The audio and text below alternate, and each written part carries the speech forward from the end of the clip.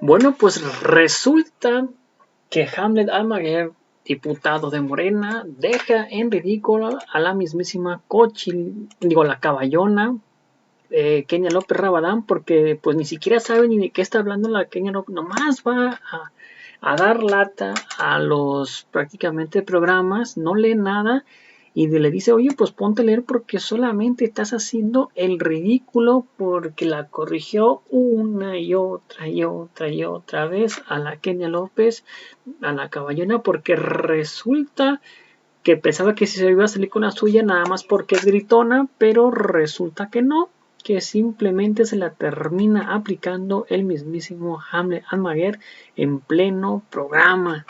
Increíble, pero cierto, sí que pues bueno, sin más preámbulo, pues veamos de qué se trata, cómo estuvo y ahorita comentamos, ¿por qué no?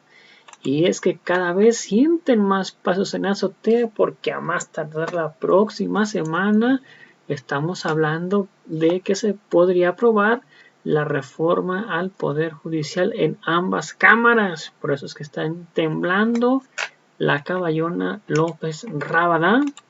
Y todo comenzó prácticamente así, de esta manera. Es posible que en horas quieran aprobar la destrucción. Se están dejando 2 días entre la declaratoria judicial y el arranque del debate. Bueno, gracias. Por favor, no hay ningún problema. No hay parlamento abierto. No hay un principio de continuidad institucional. O sea, ustedes dicen, se terminó la... ¿Sí? No, por supuesto que no, los legisladores están se terminó la legislatura y entonces ya nadie sabe nada. Por supuesto que no. Hoy tenemos una mesa de debate con 2 figuras políticas muy relevantes, muy importantes en este país, y también con 2 figuras políticas que se prestan a poder debatir, intercambiar ideas. Hay cosas que francamente creo que ya son irreconciliables, pero al menos podemos tener pues la visión de estos 2 Méxicos, de estos 2 rumbos, de estos 2 caminos de país. Le aprecio mucho a la hoy diputada Kenia López Rabadán que nos visite aquí en este espacio, y además después de la sesión de ayer. Kenia, bienvenida, ¿cómo estás? Muchas gracias. Pues sí, sin lugar a dudas, un arranque de periodo de sesiones complejo que demuestra, digamos, 2 visiones de país, la visión del gobierno con la mayoría que hoy tiene en el pleno de la Cámara de Diputados y la visión de la oposición que evidentemente sigue argumentando que hay una sobrerepresentación del gobierno de Morena y sus aliados, y que en este momento pues el Poder Judicial se tiene que defender. Y está también con nosotros Hamlet Almaguer, consejero nacional de Morena. Hamlet, bienvenido, ¿cómo estás? Muchas gracias, Luis, buenos días a Kenia y a toda la audiencia. Oigan, me gustaría iniciar, y empiezo contigo, Kenia, y después me gustaría conocer tu opinión, Hamlet, con el informe de López Obrador, lo que sucedió ayer. Digo, hay muchísimas cosas que comentar, pero a grosso modo, ¿qué nos deja este sexenio, Kenia? Bueno, sin lugar a dudas, cierra como fue, con una serie de verdades a medias, con una serie de mentiras ominosas. Es impresionante que a mano alzada pregunte el primer mandatario de este país si estás de acuerdo o no con la reforma que él presentó, a mano alzada en el Zócalo, en donde muchísima gente ahí hemos argumentado, va obligada, otra seguramente por cariño, pero muchísima obligada con pase de lista. Algo que también es impresionante es que piense o que mienta diciendo que estamos mejor que en Dinamarca, es en términos de salud. Es algo terrible, porque si miente y cree que va a engañar al pueblo de México, pues evidentemente está en un gran error. O si supone que sí, efectivamente, en la sierra, en Guerrero, en la Huasteca Potosina, en el norte, o en el sureste, en donde tú quieras, para donde te vayas del país, pues el sistema de salud es mejor que el de Dinamarca. Claramente el presidente ya no tiene los pies en el suelo mexicano y vive en otra realidad.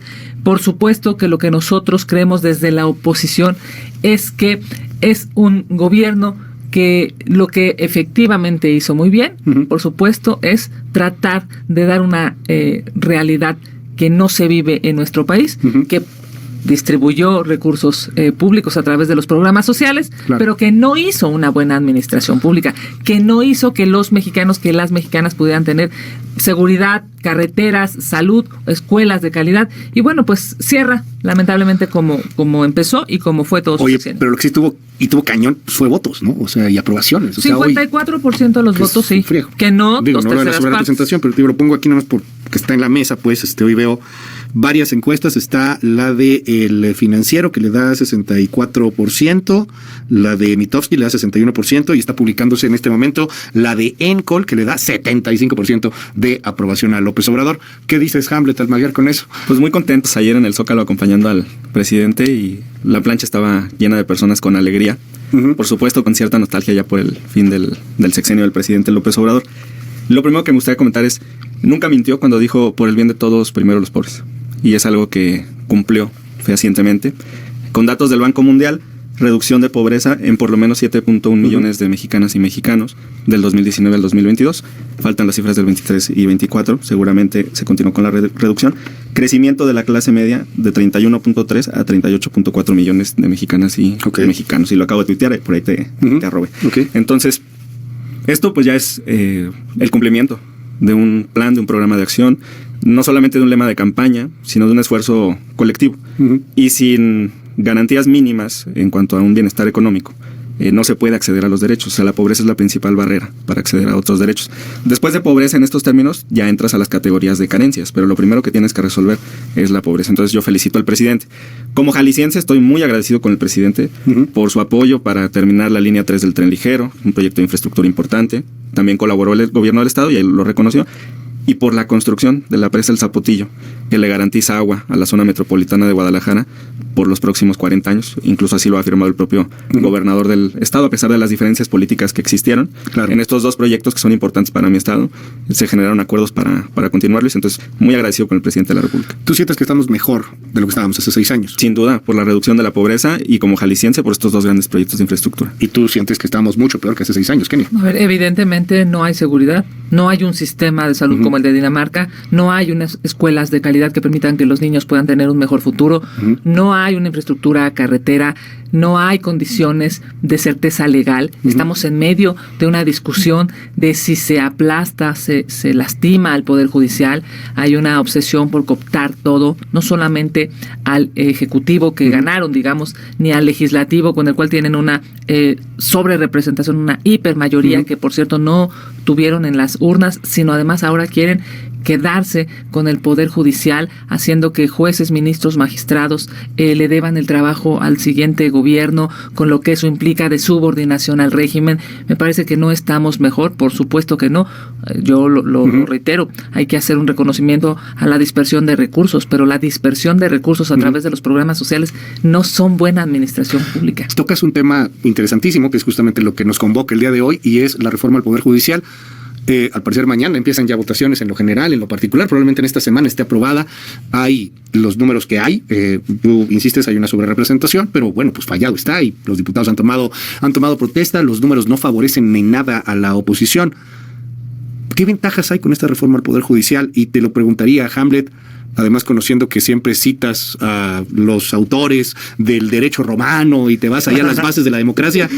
¿Es democrático esto? O sea, sí, claro, con una ultra mega mayoría, modificar brutalmente un poder en 4 días. ¿Qué va a pasar con el Poder Judicial? Bueno, a mí me gustaría ir al dictamen para poder entrar al fondo del asunto. Respeto mucho las manifestaciones, es un derecho constitucional. Qué bueno que un ministro de la Corte salga a la calle a marchar quizá por primera vez en su vida. A los estudiantes todo el respeto en que se manifiesten. Pero yo sí quiero compartir con ellos lo que dice el artículo 10º transitorio de esta reforma constitucional. Los derechos laborales de las personas trabajadoras del Poder Judicial de la Federación y de las entidades federativas serán respetados en su totalidad. Hago un corte. En este primer apartado cubre tanto al Poder Judicial Federal como a los 32 de las entidades federativas. Continúo con la lectura. Los presupuestos de egresos del ejercicio fiscal que corresponda considerarán los recursos necesarios para el pago de pensiones complementarias, apoyos médicos y otras obligaciones de carácter laboral. Hago otro corte. Esto se llama garantía presupuestal. Recordad que esta es una reforma constitucional. Y eso prácticamente no existe. O sea, es una instrucción del constituyente a la Cámara de Diputados Federal y a los congresos locales a que cada año establezcan los recursos necesarios para cubrir esto. Casi en ninguna materia existe garantía presupuestal, reitero. Y te desglosa algunos ejemplos. Pensiones complementarias, apoyos médicos, donde entrarían sus seguros de gastos médicos privados y otras cuestiones, y los fideicomisos. Y continúo con la lectura. En los términos que establezcan las leyes o las condiciones generales de trabajo. Las condiciones generales de trabajo son un documento anexo que los trabajadores del Poder Judicial Federal y de los estados también han firmado con los consejos de la Judicatura Federal. Entonces, por ejemplo, nos explicaban, un año calendario obviamente tiene 12 meses, lo que implica 12 pagos mensuales o 24 pagos quincenales para los mortales. Pero los trabajadores del Poder Judicial Federal reciben 16 meses de pago durante esos 12 meses, porque en sus condiciones generales de trabajo se firmó una prerrogativa que incluye un bono trimestral equivalente a un mes de salario. Entonces nos dijeron, nosotros como secretarios, como actuarios, ganamos 16 meses de salario. Eso no está en la ley, eso está en este documento anexo. Pueden establecer que también se respete lo que dicen las condiciones generales de trabajo. Y nosotros dijimos sí. Este párrafo lo llevaron a los foros los líderes sindicales de los trabajadores. Y en esos términos lo incluimos, Luis. Entonces es importante que se establezca muy claramente que no estamos vulnerando derechos. Creo que esto es importante, el punto de vista de la lana y que les van a respetar ahí los derechos laborales, etcétera. Pero algo que argumenta la oposición es algo mucho más profundo, que están eliminando un contrapeso del Ejecutivo, que están quitando derechos a quien esté en desacuerdo de pronto con un régimen que tiene todo el poder. Para muestra, solamente lo pongo en la mesa, pues lo que hizo ayer o antier Sergio Gutiérrez Luna, yendo a denunciar penalmente, que es su derecho, también hay que decirlo, a jueces que interpusieron pues por ahí algunos recursos contra la reforma al Poder Judicial. ¿Qué dices, Kenia, frente a lo que viene con esta reforma? Bueno, votar a los jueces. Primero que nada decirte, por supuesto, a todos los jóvenes que salieron a marchar el día de ayer, muchas gracias a nombre de todo México. Son jóvenes que deberían estar estudiando y hoy están absolutamente preocupados por el futuro del país. Son jóvenes que tienen en sus manos la posibilidad de exigirle a este régimen tan autoritario que por supuesto no aplaste a otro poder. Es algo inentendible, querido Luis, que tengamos que estar litigando este tema con el gobierno y con la hipermayoría que tienen en el Congreso, cuando muchísimas voces nacionales e internacionales han dicho va a dañar al Poder Judicial y a todo México. Este nacionalismo que reclama que por qué le hacemos caso a Estados Unidos o a Canadá, cuando incluso estos países han dicho no puede haber un aplastamiento de un poder hacia otro, debe de haber seguridad jurídica, debe de haber certeza legal, y entonces salen voces diciendo es que yo no me voy a dejar mandar por Estados Unidos. Por Dios, Estados Unidos y Canadá son nuestros dos mayores socios comerciales. Gracias a las remesas que se reciben de Estados Unidos es que este país está logrando también salir adelante. Es evidente que a nivel internacional no se ve bien esto que está pasando y que quiere hacer Morena por algo muy elemental. Si no hay legalidad en un país, si no hay Estado de Derecho, si no hay la posibilidad de que tú vayas ante un juez, un magistrado, un ministro, te defiendas y puedas ganar conforme a la ley, obviamente no hay certeza jurídica. ¿Y quién va a venir a invertir a este país? ¿Quién va a sentirse protegido por las leyes? Entonces, lo único que te va a proteger es la cercanía con el gobierno.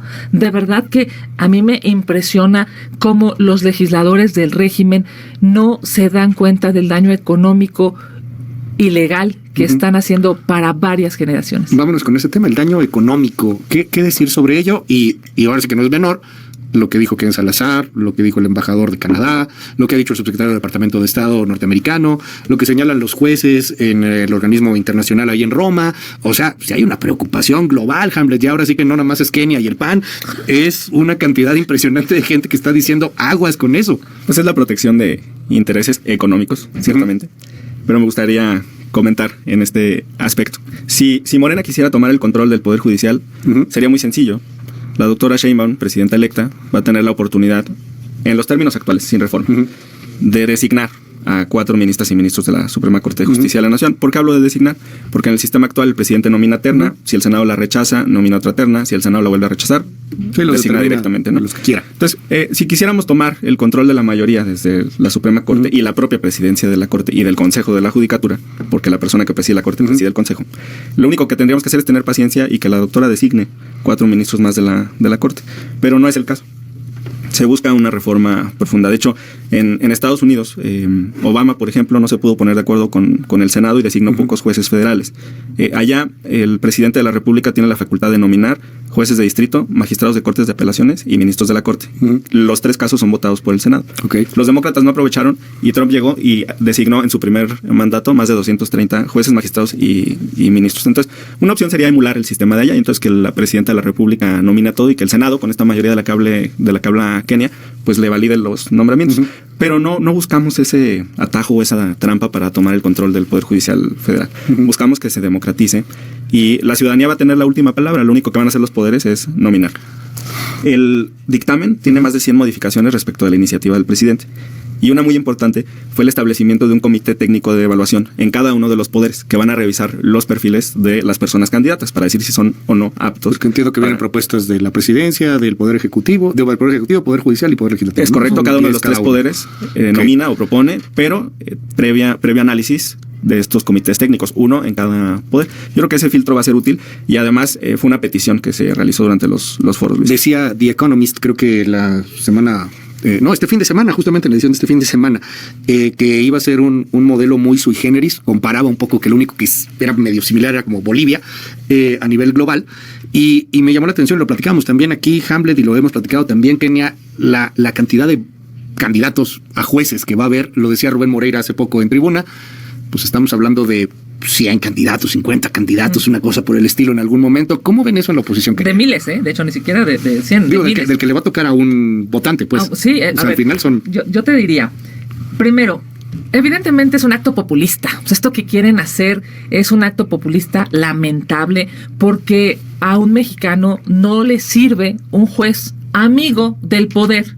Le sirve un juez, magistrado, ministro que conozca la ley y la Constitución, que pueda darte certezas de que su experiencia te va a salvar de algo malo.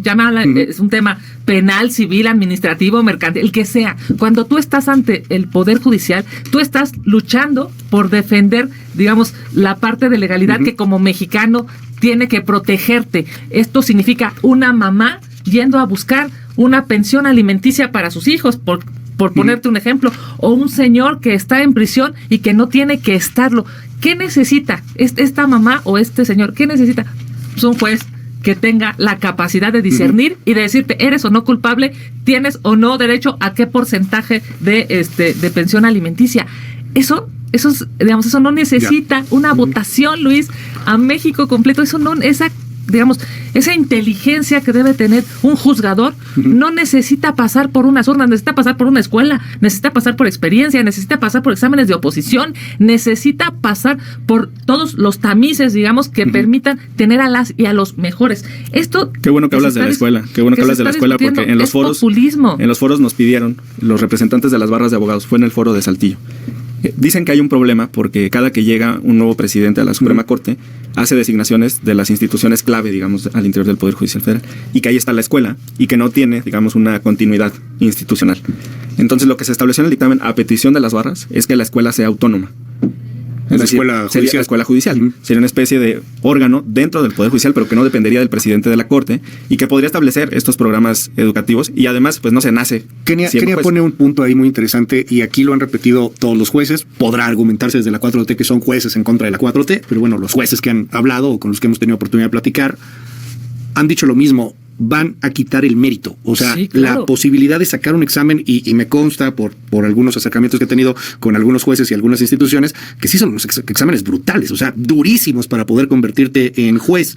¿Qué pasa con esos exámenes? No van a premiar la popularidad, Hamlet, sobre la capacidad. Por eso te hablaba del comité técnico de evaluación, porque ellos van a revisar los perfiles. Que será de la mayoría que van a poner a sus cuates. La verdad es que van a ser personas que reúnan las características legales, que tengan idoneidad para los cargos. No es una metodología que pueda dar certeza. Y además, hablando de la escuela judicial, esta mayoría que ustedes tienen, lamentablemente lo que va a hacer es que van a estar en la boleta los jueces, magistrados y ministros que quiere el poder. Y eso es los tres poderes de la Unión, no el poder. El poder ejecutivo y el judicial va a poder hacer su propia lista. El poder legislativo, en el cual pues se hicieron de una mayoría que por cierto no tenían en las urnas, y evidentemente tiene que ver con una carga ideológica que yo diría daña mucho a un poder. Ese debate ya está superado, pero te informo que este país tiene un sistema mixto. Y que primero se juegan diputaciones en 300 distritos uninominales y ahí el que gana se lleva la diputación. Vimos que no. Y que ya solo, vimos que no, porque solo tienen una sobrerepresentación. No, esos son mitos. Eso ya está resuelto tanto por el instituto como por el Tribunal Electoral. Deberías de ver la sesión de la Sala Superior. Mira, hasta diapositivas les pusieron 54% para guiar de la votación. A todas las personas que tuvieran alguna inquietud sobre cómo se asignan las plurinominales en este país. Y son las mismas reglas de 2015, de 2018, de 2021, de 2024, por supuesto. Si les interesa una reforma, se puede platicar de una reforma. Pero en este momento tenemos un sistema mixto. Y cuando el presidente les propuso tener un sistema de representación proporcional pura, tus compañeros en la Cámara de Diputados votaron todos en contra, los de tu bancada. Entonces son víctimas de su propio voto. No les gusta el sistema, pero cuando les pusieron un sistema en espejo, digamos, de la representación, lo rechazaron. Entonces, pues ahí está. Digo, al final yo lo entiendo, Kenia, lo entiendo, Hamlet, pero pues es que también eso es cosa juzgada. O sea, estuvimos toda la semana pasada, antepasada, viendo todo lo que iba a suceder. Por eso digo que superado ya. Y es cierto que antes ustedes se quejaban de lo que ahora tienen. Superado no sufrido.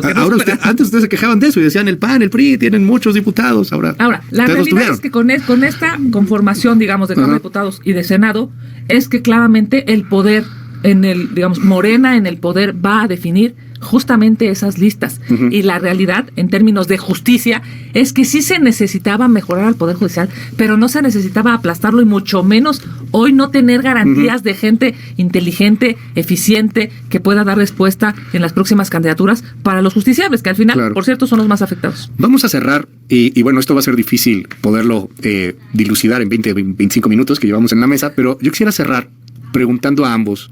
Empiezo contigo, Kenia, cierro contigo, Hamlet. ¿Qué México ven en el Poder Judicial que va a cambiar?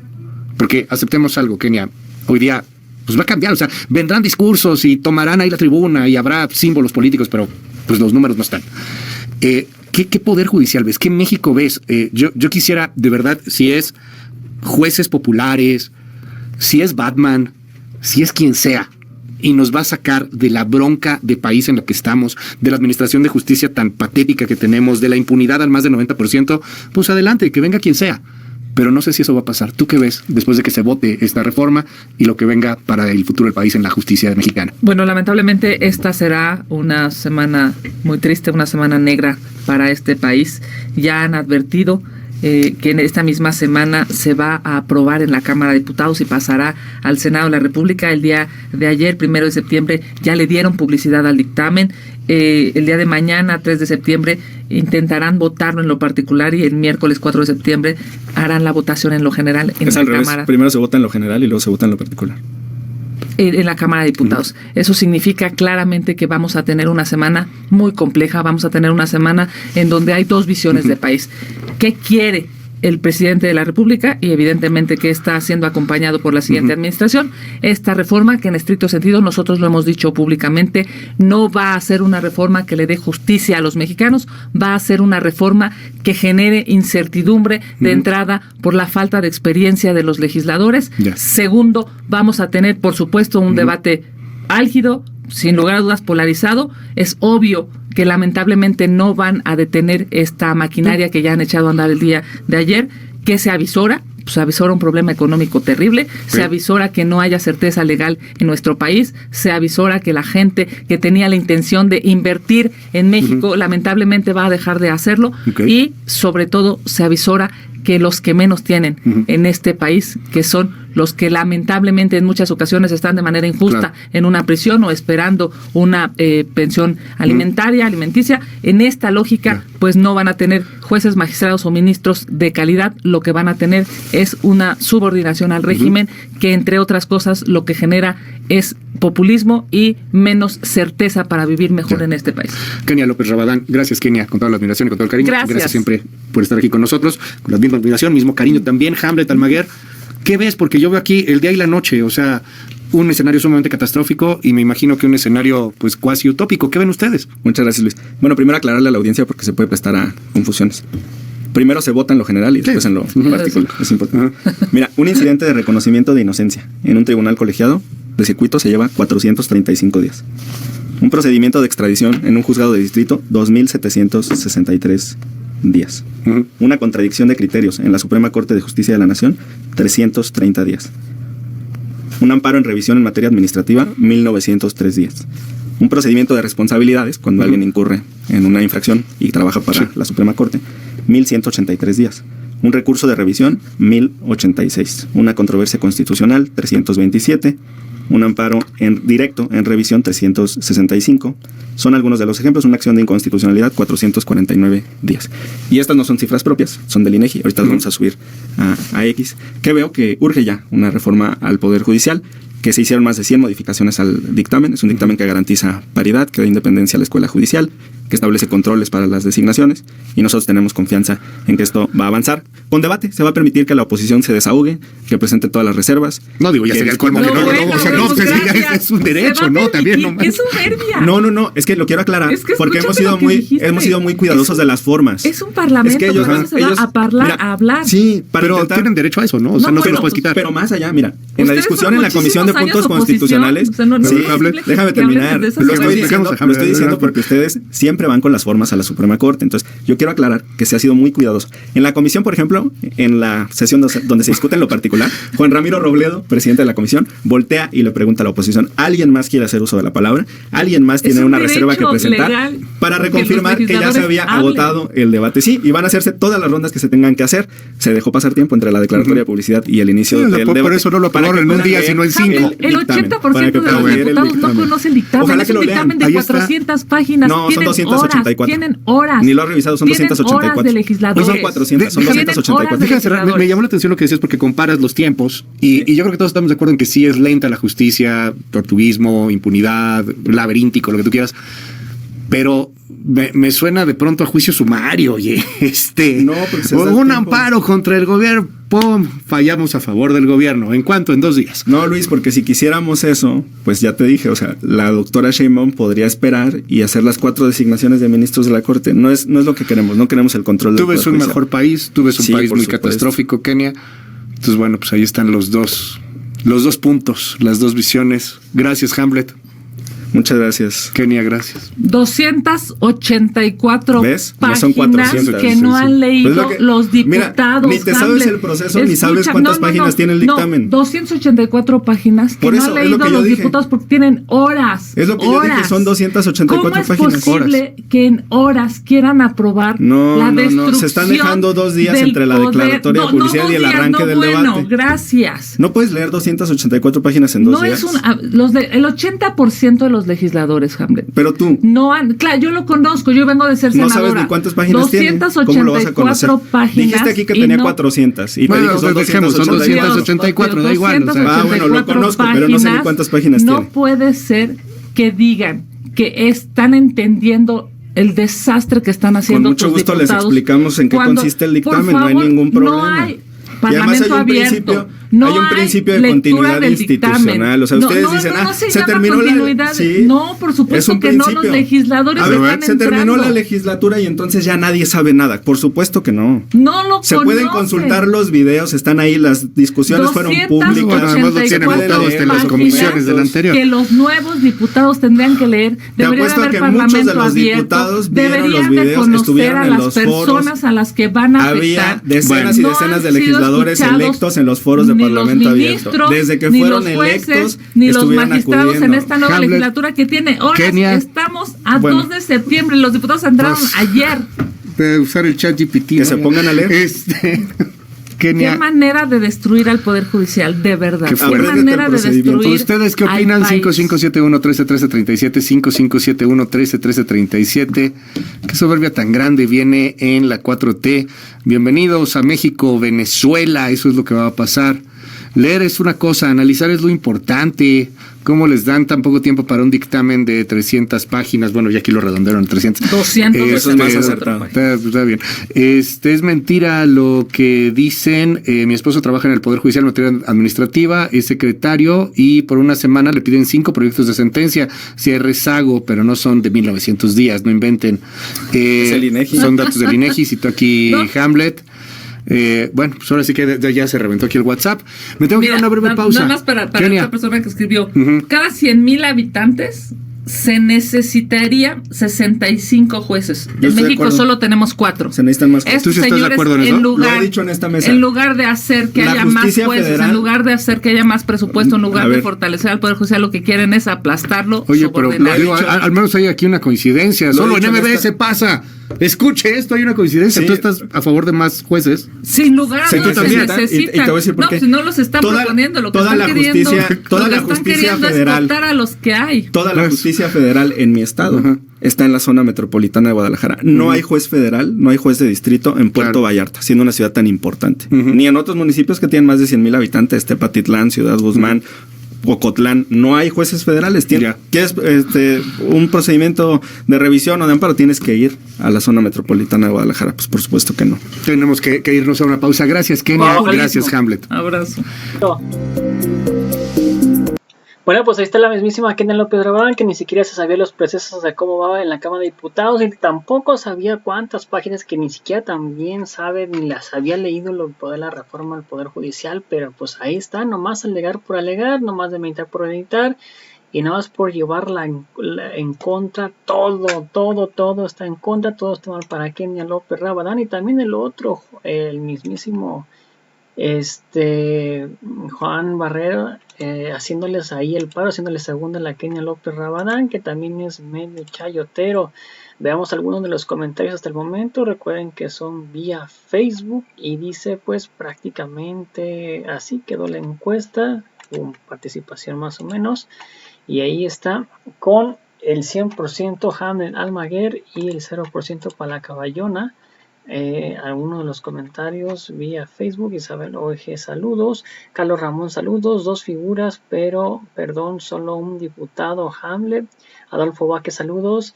Que debate de la caballa. Gerardo Molina, saludos. Esta señora es un personaje que solo sabe gritar. Taramura Guzmán, Angélica, saludos. Eli Salinas y Verónica, saludos. Simón, Miguel y Felipe, saludos. Moncho, Manuel, Miguel, Adriana, Felipe, Tania Silvestre, Florentino, Adriana Patricia, saludos. Y pues bueno, toda la audiencia, muchas gracias por el video. Recuerden, si me pueden apoyar con un like en la página de una suscripción en la de YouTube, si la pueden comentar y compartir para que muchas más personas nos vean, sería completamente fantástico. Toda la audiencia, gracias por el video. Recuerden, los invito a ver nuestro siguiente video. Hasta la próxima, bye, sus, que no se olviden comentar, compartir y difundir para que más personas nos vean. Hasta la próxima.